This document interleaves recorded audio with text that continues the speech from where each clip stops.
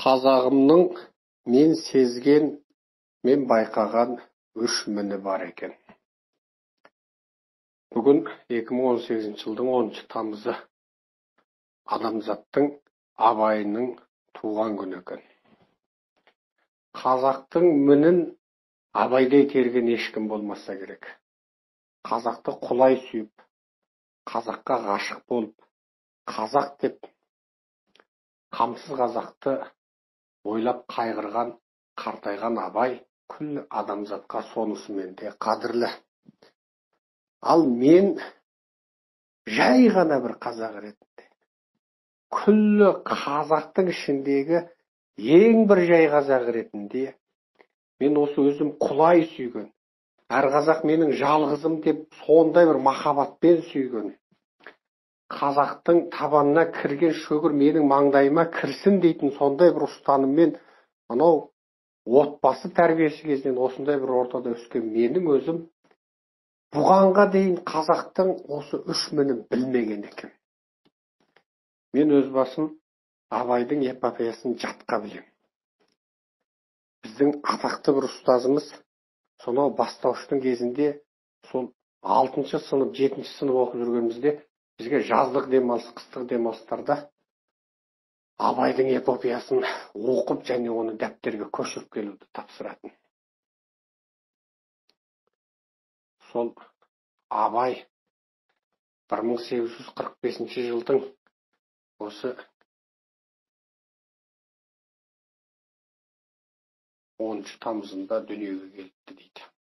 Әрине ол Григориан календары бойынша.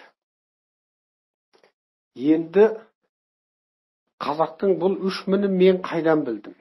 Мына Қытайдағы қазақтың басына үлкен бір қара бұлт үйірілгелі, үлкен бір тарихи нәубет басталғалы 2 жылдан асты. Негізі оның арғы тамыры ар жақта, созсаң ары 10 жыл, 50 жыл, тіпті 70 жыл деп созуға болады. Қытайдағы қазақ ешқашан бір тыныш бейбіт заман көрген емес. Ұзаса 10 жыл, сосын ары қарай жаңағы Қытайдың қырғыны, қыспағы басталғаны ол табиғи. Мынау мәдениет төңкерісі 78 жылы Қытайда аяқтады десек, содан 88-ге дейін Қытайлар қазақтарға тиіспеген шығар, бірақ сол 90 жылдардан, әсіресе 91 Қазақстан дейтін елдің тәуелсіз болуынан кейін қазақтар паспорт жасай бастағаннан Қытайдың қысымын сезе бастады деп айтуға болады. Зор қазақшылық, пан қазақизм дейтін терминдерде сол Қазақстан тәуелсіздігінің алдартында тұтас Қытай баспасөзінде ашық айтылатын термин болған. Пан қазақизм деген осы күллі қазақ жасап жатқан жерді біріктіру дейтін Қазақстанның бір арманы бар, қазақ ұлтшылдарының арманы бар деп, осындай бір жалалы, бәлелі сөзді Қытай ұлтшылдары ойлап тапты және оны қолданысқа енгізді. Оны Қытай тілінде дахасакы жуй дейді. Оны кейін айтармыз. Бірақ бүгін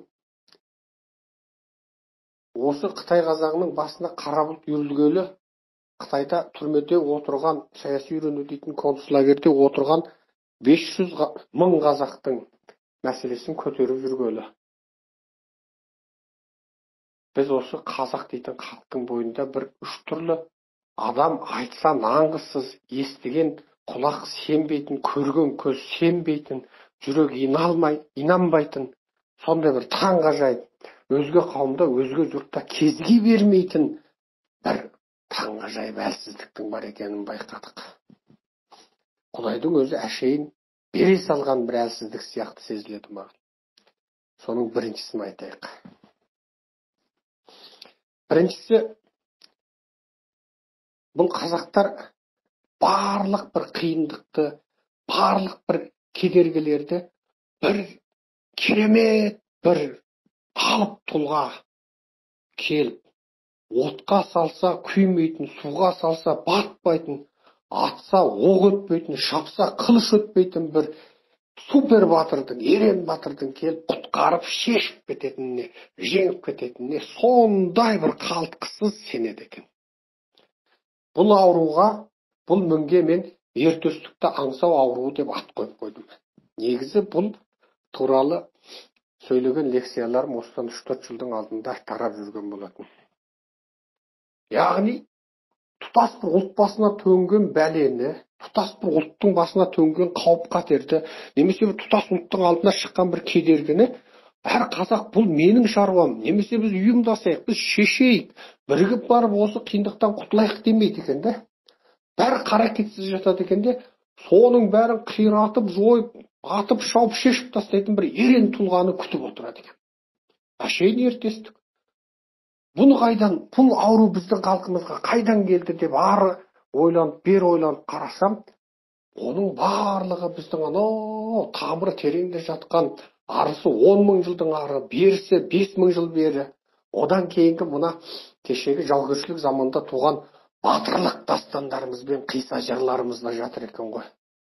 Сол батырларымызды дәріптейміз деп, сол батырларымызды мына халыққа үгіттейміз деп, жеткіземіз деп жүріп, біз сол халықты сондай бір шексіз батырларға, жаңағы шексіз табынуға, шексіз құлшылық етуге әуелі. Құдайдың орындай көруге, Құдай емес. Тіпті былайға халық жасса, жалғыз өзі бүкіл жауды қырып жойып, бүкіл халықты құтқарады дегенге сендіріп қойыппыз. Мақсатты түрде болмаса да, тікелей болмаса да, жанамалай соған сендіріп қойыппыз. Ертөстікті қара, Ерқобыландыны қара.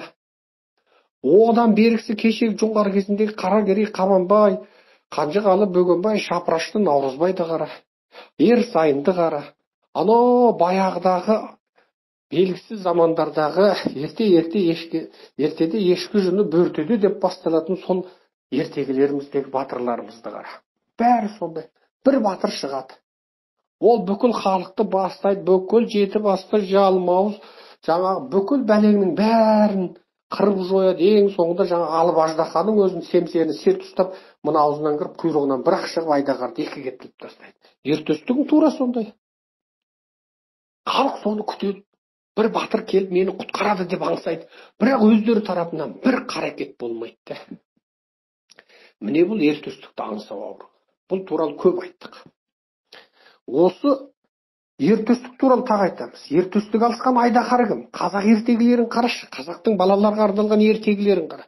Соның бәрінде бүкіл бір тайпа елді, бүкіл бір хандықты жаңағы бір айдаһары келіп алман салық алады екен. Жаңағы айына бір немесе жылына бір сұлу қызыңды бересің дейді екен дейді. Сол жауыз айдаһар кім? Ол бүгінгі Қытай, кешегі ата-бабамыз айтқан Тауғаш, кешегі Күлтегін мәңгі тасында, Тонеқық мәңгі тасы, Білге Қан тасында жазып келген Тауғаштың бектері залым деген Тауғаш осы. Тауғаштың шайымен шайысіне алданбаңдар деген. Бұл жерде шайы, шәлі емес, шайы. Шайы деген ертедегі қазақ жібекті шайы деп атады. Сол ертөстікті аңсайды қазірде қазақ. Қаншама қиындықтар болып жатыр. Әсіресе шетте қазақтың басына. Бір ерен батырды күтіп отыр халық. Бірақ өздері тарапынан еш қарекет жоқ. Ал ертөстік туралы менің елге тарап кеткен тағы бір сөзім бар. Ертөстік өліп қалған деп тұрып, ызаланып тұрып айтқан бір сөзім бар. Ертөстік өліп қалған, күтпеңдер деп айттым. Оны шамасы 4 жыл бұрын айттым ол. Ертөстік өліп қалды. Мүмкін ол жаладан өліп қалды. Мүмкін ол күйіктен өлді. Өзіміз жалалап өлтірдік. Оның қалай өлгендігі туралы бізде жазба дерек жоқ. Тас қойып жазған тарихымыз жоқ. Мүмкін ертөстіктер шығар, тірі шығар. Тірі ертөстікті депутат сайлап жібердік. Сосын үні өшті. Әкім сайлап жібердік. Сосын парақор болып кетті деп айтатын әзіл шыны аралас сөздерім бар еді. Сол ертөстікті аңсау ауруы бүгінгі біздің қазақтың қанында да сол ата-бабадан жеткен аңыз дастандармен, батырлық қисса жырлармен қосып, біздің қазағымыздың, бүгінгі қазағымыздың қанында әлі бар екен. Мен соған көзім жетті. Қандай да бір үлкен тақырыпты біреулер бастайды, қалған халық әшейін құс жастықты қостан қойып ап, шынтақтап, жамбастап, жатып, қызыл күрең шайды қаймақтап, сореп ішіп отырып, ана пәленше бастап жүр ғой. Енді содан бір нәтиже шығар деп жатады. Өзімен бұл мәселенің, бұл қиындықтың қатысы жоқ сияқты.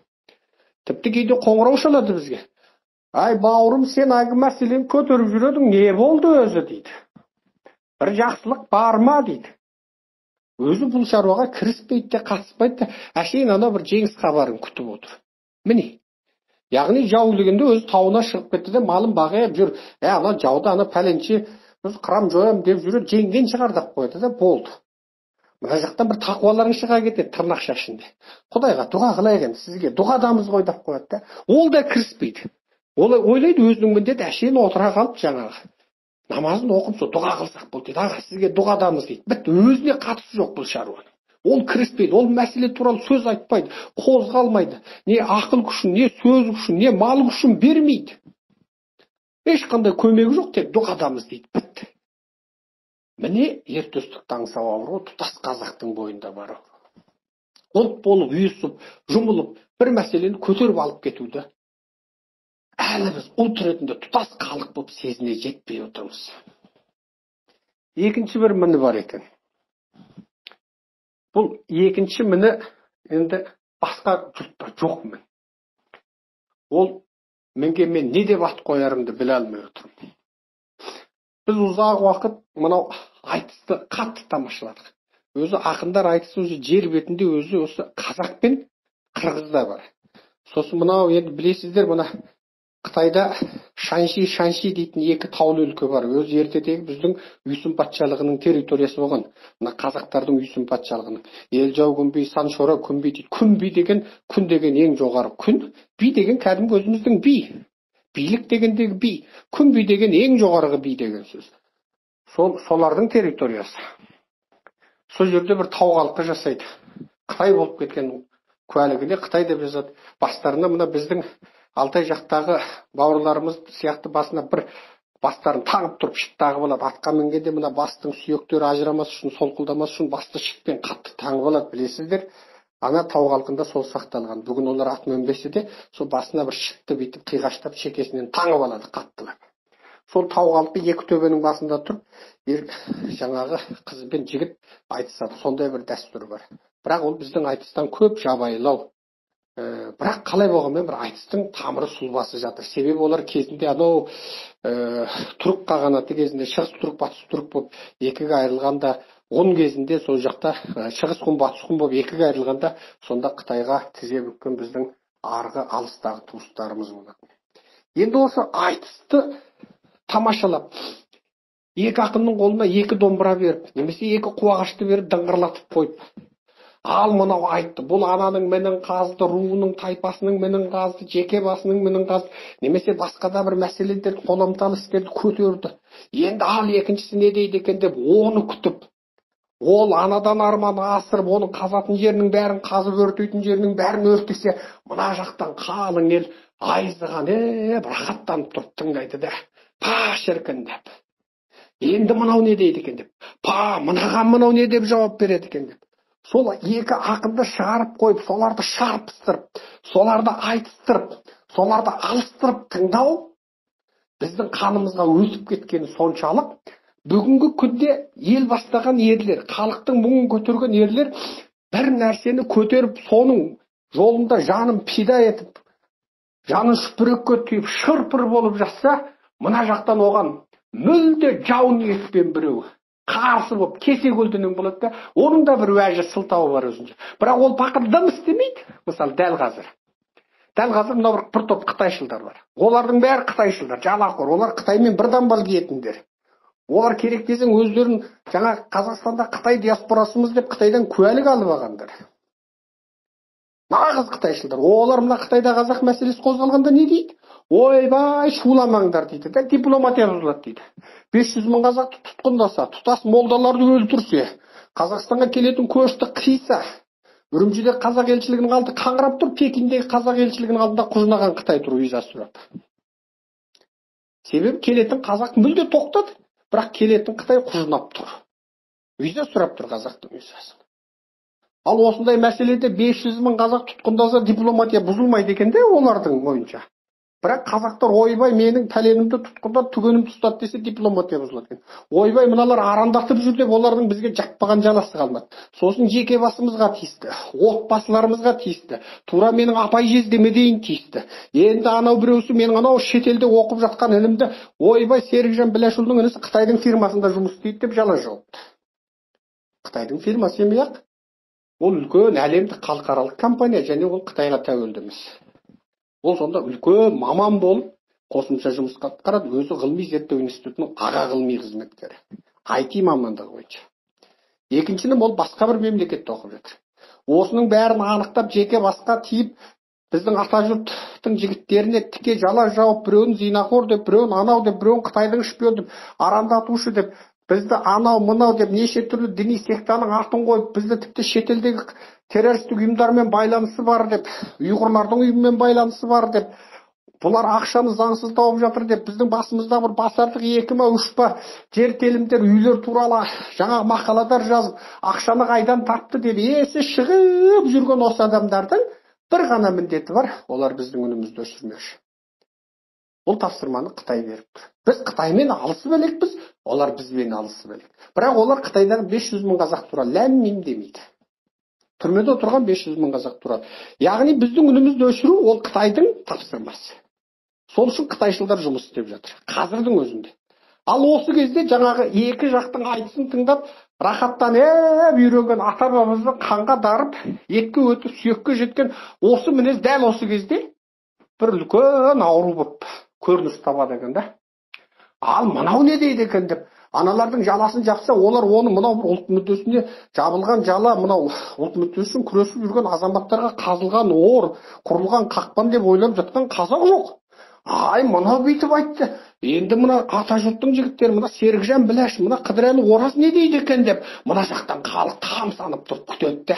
Осы айыздары қанып, қыптары қанып, рахаттанып, кәдімгі бір дәу сахнада екі ақынды шығарып қойып, бір-бірімен шарпыстырып отырғандай болып, рахаттанып тұрып тыңдайды да. Ол ана Қытайда қырылып жатқан қазақтың зиялысы, молда имамдары, жастары, Қазақстанға бір келіп кеткен үшін сотталып кеткен ел жұрт, тоқтап қалған көші-қон, түрмеде отырған 500 мың қазақ, зарлап жылап жатқан тірі жетім, тірі жесір, мына қазақты қызықтырып тұрған жоқ. Мына дау шығарып, бәле жала жауып, өзінше бір біз күрескерміз, тек көзқарасымыз ұқсамайды деген бір сылтауды тауып алып, бізге жала жауып жатқандардың барлығын бір айтыс ақындарының айтысы сияқты болып, рахаттанып, құшырланып тыңдап, және олардың мақаласын бізге жіберіп, сөздерін бізге жіберіп, мынаған сен не дейсің деп, бізден сұхбат алып жатқан халықты көргенде, отыра қалып еңіреп жылағың кеп кетеді ғой. Мына халықтың басында грамм бір мұң, бір қасірет жоқ. Мына ұлтым қырылып жатыр, жойылып жатыр деген жоқ. Ол мынаны бір айтыс құсап, айтысты тамашалаған құсап, рахаттанып, қышу қанып, қыбы қанып, айызы қанып, рахаттанып жүрді. Сіз бұған не дейсіз дейді ғой. Енді мен жауап берсем, сосын аналар бірдеңе жауап берсе, рахаттанып жүрмек. Тура туған ағасы сотталып, 20 жылға сотталып кеткен жігіт ол ағасында қақысы жоқ, арызды да жазбайды. Жаңағылармен жаңағы айтқан сөзі маған жеткізіп, менің сұхбатымды оларға жеткізіп, ортадан сұхбаттасып, жігі жапар болып жүрді Фейсбукте. Міне, ұзақ уақыт айтыс тыңдаудан қалған бізде бір дерт. Мәселенің ауырлығын сезінбейміз. Мен ойлаймын кейде осы жоңғарлар қырып жойып, біздің шетімізден қырып, бүкіл қазақты мынау сырдың қамысы мен суына тыққанда, осы қазақтар жоңғар қайда қашады, ана пәленбай ақын кепті деп, соның айтысына кетіп қалған жоқ па екен деп те ойлап қаламын да осы кейде, Құдай өзі сақтасын қате болса. Ана жоңғарды ғой жеңеміз ғой болды. Кейде ойлаймын осы, Қаракерей, Қабанбай, Қанжығалы, Бөгенбай, Шапыраш, Наурыз, солар кетті ғой ана қол бастап. Бірдеңе істейтін шығар деп осы талай қазақ тығылып жатып алды ма екен деген ой келеді, ана бірінші мен бойынша. Енді бұл екі ақынды шарпыстырудан, мына аздап отырықшылана бастаған кезде қазаққа не ауру жоқты? Ит таластыру жоқты. Ат жарыстыру жоқты. Екі қошқарды сүзістіру шықты. Мына оңтүстік жақта отырақталып тауып баққан елдерде екі тауықты, екі қоразды соғыстыру шықты. Ит таластыру шықты. Міне соны қызық көріп, соның жабайы ләззатын қарық болып отырған халық, кейде мына ұлт басына мәселе төнгенде тұтас ұлт болып ұйысатын кезде, соларды бір әшейін екі ақын сияқты немесе таласқан екі ит сияқты сүзіскен екі қошқар ұқсап, пах, алыбымай, арысымай, мына айтқан сөзді таразы басты, енді мынау не дейді екен деп, рахаттанып отырды. Ана ұлттың мұңы, қамы, қайғысы ол миллионшы мәселе болып, оның миының клеткасының анау бір мәңгі бақи Құдайдың сәулесі түспейтін жеріне кетіп қалады да. Міне Құдай сәуле бермеген, Құдай жүрегіне миына сәуле түсірмеген адамдар осындай болады екен. Бұл қазақтың мен байқаған, әсіресе осы Қытай қазақтарының мәселесін көтеріп жүрген 1,5 жылдан бері, тіпті одан арырақ мен байқаған осы өзім Құдай сүйген қазағымның екінші міне екен. Үшінші бір міне. Бұл қазақ бір жақсысына, мына халқының жүгін арқалаған бір еріне біреулер жала жапса, өсек айтса, жеке басының бір мінін қазса, ол қазақ айтады екен. Әлгіні араша түсіп, аққа жақ болып, әлгіні мынауың не, мынауың иттік қой, ол тіпті керек десең сенің мүддеңе пайдалы ғой. Ол мына заңның бабын дұрыстаймын деп жүр. Ол өз басы үшін керек па, саған пайдалы ғой. Ол мына көші-қонның бабымен алысып жүр, қисық заңдармен. Ол мынау келеңсіздікпен күресіп жүр, айналайын, бұның қызығын сен де көресің ғой деп, араша түскендің орнына бұл қазақ бүйтеді екен. Ит жүре береді, керуен жүре береді, елемеңдер дейді екен. Яғни ит одан ары үріп өршелене түсінге жол беріп отыр. Немесе осындай үретін иттер бірінен кейін бірі көріп, бірінен соң бірі әулігіп, қарасын көбейтіп, бір ит біліп үріп, бір ит білмей үріп, бір ит көріп үріп, бір ит көрмей үріп, ары қарай тұтас ит боп үріп, әупілдеп кетсе, қазақ айтады екен, үре берсін, үріп үріп қояды да қояды екен.